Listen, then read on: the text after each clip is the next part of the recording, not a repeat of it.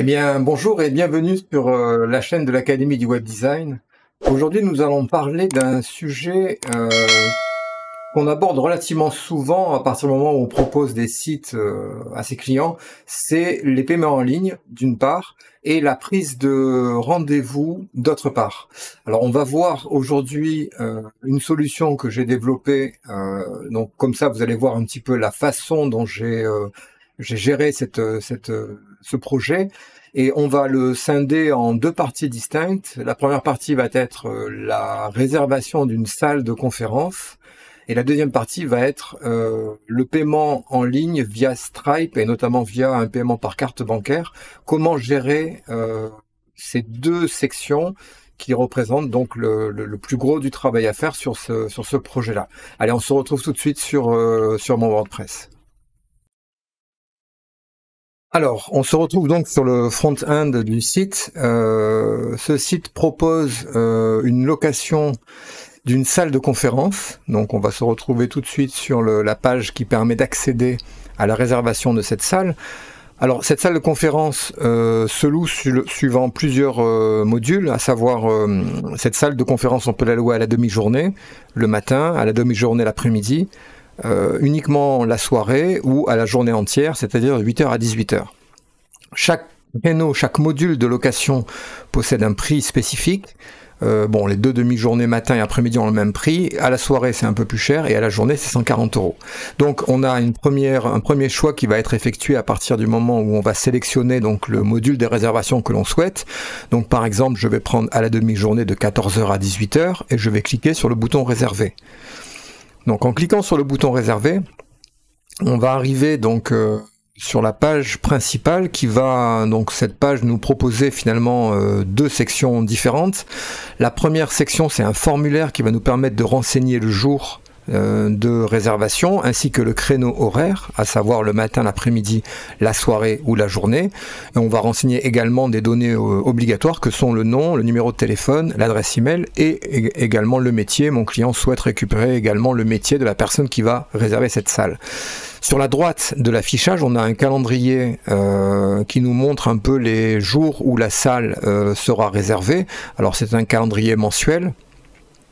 Voilà, donc alors là on voit que pour l'instant il n'y a aucune réservation. Donc il suffit de sélectionner le jour. Alors imaginons que je souhaite réserver par exemple la salle le 12 août après-midi ou matin. Je vais sélectionner ici le 12 août. Donc je sélectionne le 12 août. Le créneau horaire le matin. Mon nom, je le rentre, Pierre, mon prénom, mon numéro de téléphone, mon adresse email,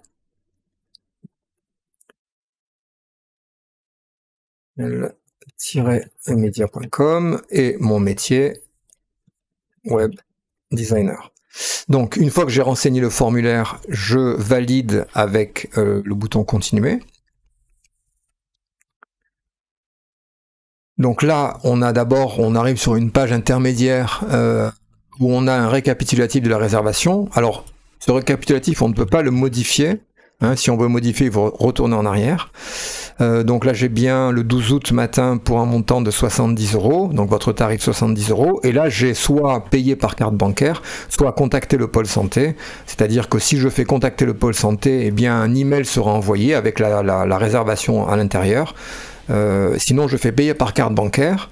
Donc là, j'arrive donc au paiement via la carte bancaire, réserver la salle de conférence, 70 €. Alors j'aurais pu récupérer directement les informations, mais je vais redemander les informations. Donc Carbonel Pierre, messagerie Pierre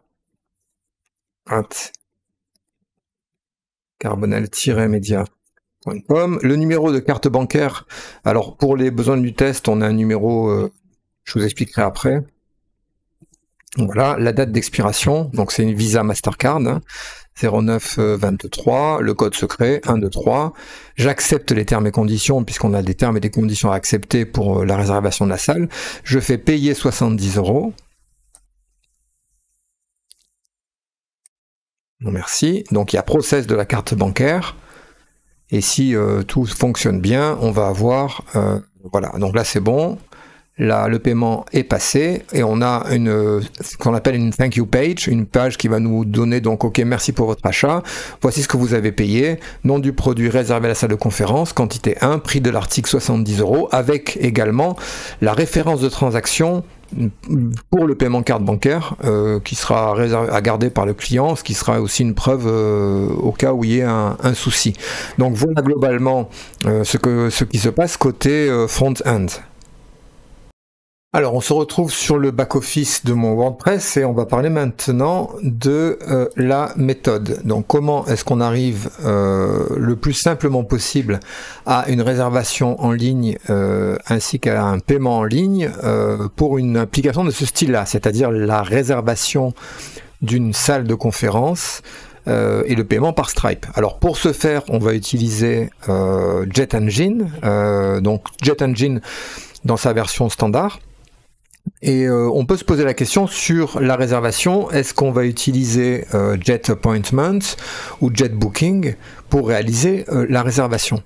Alors pour bien comprendre ces deux extensions, on va se rendre sur le site de CrocoBlock, et on va tout de suite voir les deux possibilités qu'on a, donc soit passer par Jet Booking, soit passer par Jet Appointment.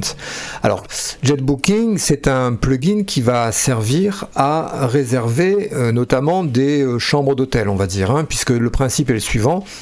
On va choisir une date d'arrivée, une date de départ, un nombre de personnes et puis des options qui vont être liées à la réservation, et on va faire la réservation comme ceci. Donc ça, c'est le concept de fonctionnement de Jet Booking, c'est-à-dire que l'information de base, c'est l'annuité. Pour Jet Appointment, c'est le deuxième type de réservation. Donc Jet Appointment, la différence, c'est que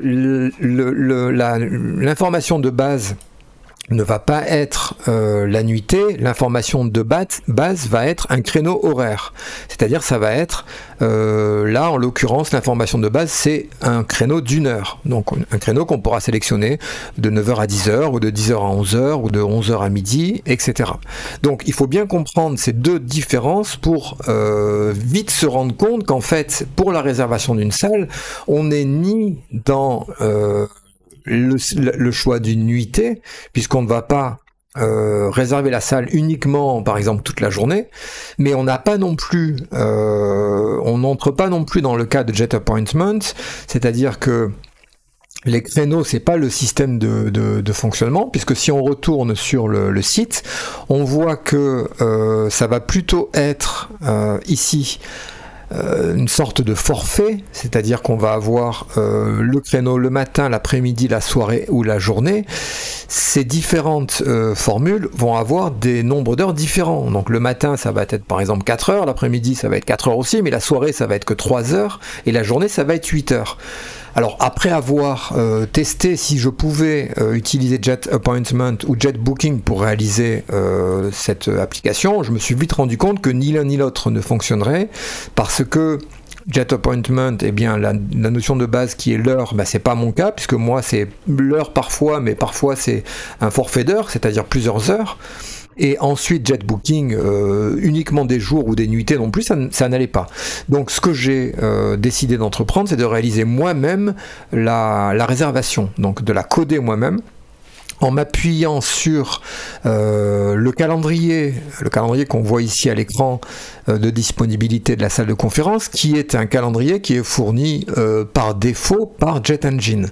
Donc ce calendrier, on le retrouve ici dans les paramètres de Jet Engine. On a Calendar qui est ici, hein. Donc vous avez ici des informations supplémentaires sur ce calendrier. Alors c'est un calendrier qui ne va permettre uniquement qu'une seule chose, c'est afficher des informations. En l'occurrence, lorsque je l'affiche ici, je vais uniquement afficher, mais on ne peut pas on peut pas sélectionner des jours dans ce calendrier-là pour réaliser une réservation. Donc ça veut dire que je vais devoir scinder mon travail en deux parties, une partie qui va être affichée des informations, et une deuxième partie qui va être prendre une réservation. Et il va y avoir, évidemment, devoir y avoir un lien entre le formulaire qu'on va renseigner sur la gauche et l'affichage des réservations sur la droite, sachant que la contrainte importante du calendrier qui est fourni avec JetEngine, c'est que on ne peut pas afficher dans une de ces cases une archive. Alors pour comprendre ça, je vais aller éditer cette page-là, hein, la page donc de gestion des réservations de la salle avec Elementor.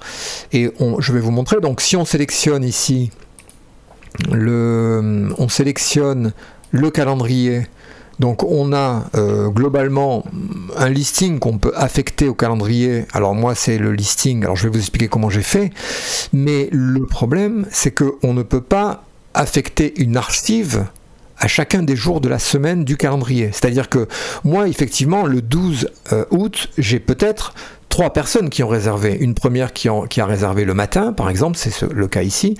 Mais peut-être que j'aurais pu aussi avoir une personne qui a réservé la soirée le 12 août et une autre personne peut-être la nuit le 12 août. Donc ça veut dire que dans cette case du 12 août, il me faut plus qu'un seul élément d'un custom post type, une archive, et ça on ne peut pas le faire avec le calendrier.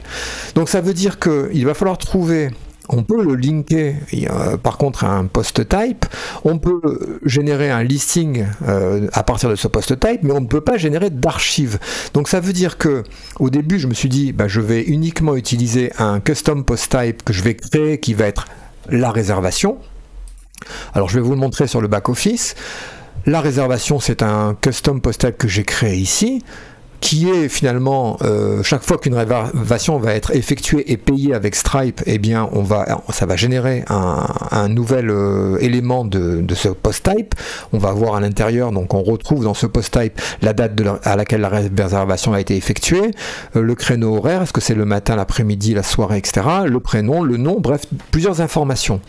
Mais comme on ne peut pas affecté d'archives à l'affichage de calendrier, eh bien il faut trouver un système. Alors moi ce que j'ai trouvé comme système le plus simple, c'est de créer un deuxième post type qui va être calendrier. Donc ce deuxième post type il est ici, hein. C'est un post type qui va, donc j'avais réservation que j'avais créé, c'est le post type calendrier, qui va être uniquement un post type qui va me permettre de gérer l'affichage dans le calendrier. Alors comment? Eh bien simplement, il va être constitué de 2 metafields. Un premier metafield qui va être le jour de la réservation, et un deuxième métafield qui va être le créneau sélectionné. C'est-à-dire, est-ce que ce jour de réservation, on a réservé le matin, l'après-midi, la soirée ou la journée? Finalement, les 4 créneaux qui sont disponibles. Donc ça veut dire que chaque fois qu'on va créer une nouvelle réservation, on va également créer un nouveau élément dans ce post type calendrier. Donc là, on n'a pas besoin de savoir qui a réservé, puisqu'on veut uniquement savoir quel créneau a été choisi dans la réservation. Donc là, si je modifie cet élément-là, je vais trouver que le 12 août au matin, donc ça c'est ce que je mets comme titre, hein, pour savoir que le 12 août, c'est une réservation du matin, j'ai uniquement la date à laquelle ça a été réservé et le créneau qui a été sélectionné.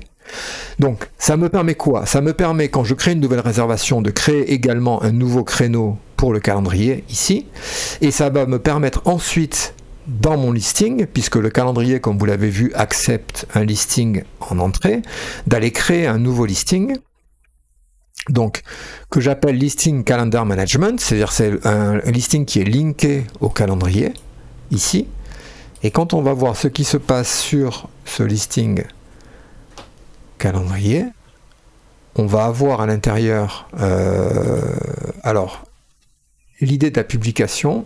Alors c'est pas celui-ci, je vais voir quel est le calendrier, quel est le listing. C'est pas ce listing là, c'est listing calendrier, voilà, c'est celui-ci.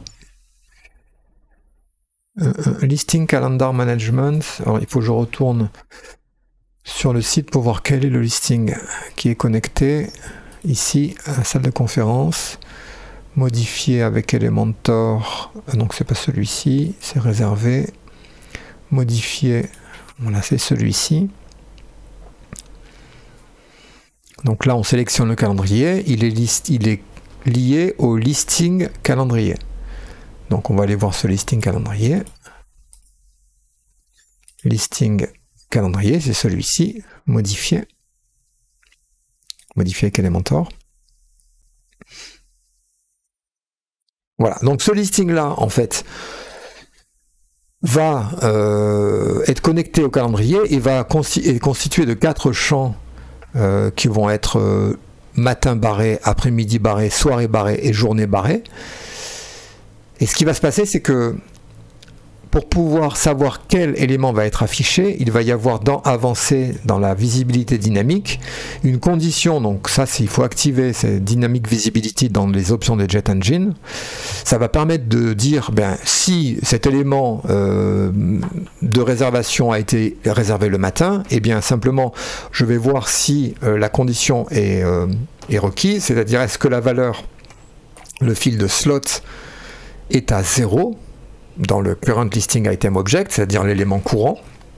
Si oui, j'affiche le premier élément. Si il est égal à 1, dynamique visibilité, la valeur est checkée à 1, ça veut dire que va s'afficher après-midi. Si c'est égal à 2, ça va être la soirée, et si c'est égal à 3, ça va être la journée. Donc comme ça me permet de n'avoir qu'un seul élément d'affiché par élément de custom post type. C'est-à-dire que lorsque j'ai ici dans le type calendrier 12 août au matin, il y a une réservation, donc ça veut dire que l'élément checké c'est matin, ici, donc c'est le premier, donc c'est la valeur 0, parce que dans Jet Engine ici, dans les custom post types, calendrier ici, on a les valeurs que j'ai affectées dans le créneau, qui est un tableau de checkbox, ici, qui ont soit le matin 0, après-midi 1, soirée 2 et journée 3. On les met ici, les valeurs en option value, donc c'est la valeur qui va être sauvegardée en base de données, et le label, c'est ce qui va être affiché à l'écran. Mais ce qui est important, c'est surtout cette valeur-là qui va être stockée en base de données. Donc si on a 0, eh bien on affichera dans le listing, le matin n'est pas disponible, puisque le matin a déjà été pris, dans cet élément-là, par exemple. Donc là, 12 août au matin, ça a été relié le matin, donc le matin, la valeur est à 0, pardon. Donc si c'est à 0, eh bien le listing va afficher le matin n'est pas disponible.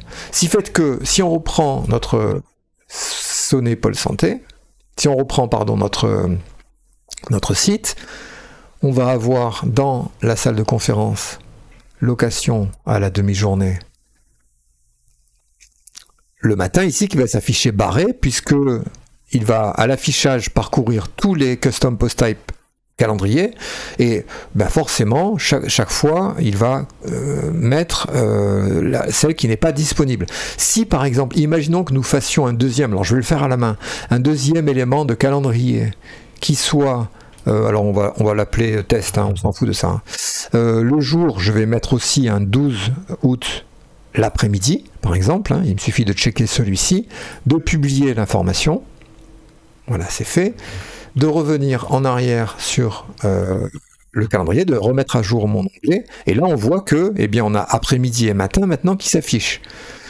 D'accord, donc le système fonctionne bien. Alors, on pourrait avoir ici, je pourrais rajouter un affichage selon l'ordre pour avoir le matin en premier, l'après-midi en deuxième. Mais bon, ça c'est un détail. Si je crée un autre calendrier, alors je pourrais pas créer journée parce que matin et après-midi, mais soirée par exemple. Au 12 août. Donc là, je donne un titre, peu importe. Hop, je mets à jour, je publie, je reviens en arrière, je mets à jour mon élément. Hop. Alors, après-midi, matin, j'ai peut-être un souci au niveau de calendrier du 12 août soirée.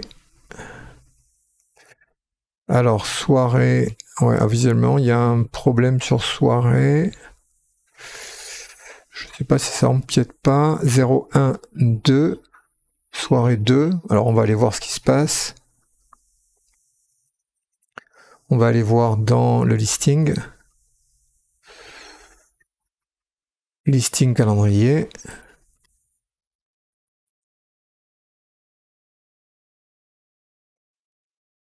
Soirée dynamique. Ah oui, c'est 2, voilà, là il y avait une erreur là-dedans. Voilà, donc là c'est fait, j'ai rétabli l'erreur. Enfin, j'ai annulé l'erreur. Je reviens en arrière pour revenir sur l'affichage de mon calendrier. Ouais, il faut faire bien attention quand on travaille. Voilà, donc là je reviens sur le calendrier, je mets à jour. Et là voilà, on a bien soirée, après-midi et matin. Alors, dans ce fonctionnement, pour ce tutoriel, je vais m'arrêter là pour pas que ce soit trop long. Dans le tutoriel suivant, on va voir comment on réalise 2 opérations sur le formulaire, comment on valide le formulaire, parce qu'on va voir que là, si je tente de faire une réservation au 12 août, c'est-à-dire ce jour-là où il n'y a plus aucune réservation de disponible, que je mets mes informations de prénom, de nom, de téléphone, d'adresse email, alors je mets des fausses informations pour aller plus vite et de métier, et que je valide, on va voir que la validation n'a pas lieu, on reste sur la même page et on a au-dessous, erreur, ce créneau horaire n'est pas disponible. Puisque, évidemment, il n'y a pas, j'essaye de faire une réservation le matin alors qu'on n'a pas de réservation le matin. Donc, on verra dans le prochain tutoriel comment on réalise la validation du formulaire et ensuite comment on réalise la création de la réservation et le paiement dans le tutoriel suivant. C'est un gros travail, donc gros projet, donc c'est normal que ça prenne, je vais mettre un peu plus de temps pour vous expliquer. On se retrouvera dans le prochain tutoriel pour continuer les explications. Merci de votre... enfin, si ça vous intéresse, mettez-le moi en commentaire. Abonnez-vous à ma chaîne si vous êtes intéressé par tout ce que je fais. Et je vous dis à bientôt pour un nouveau tutoriel.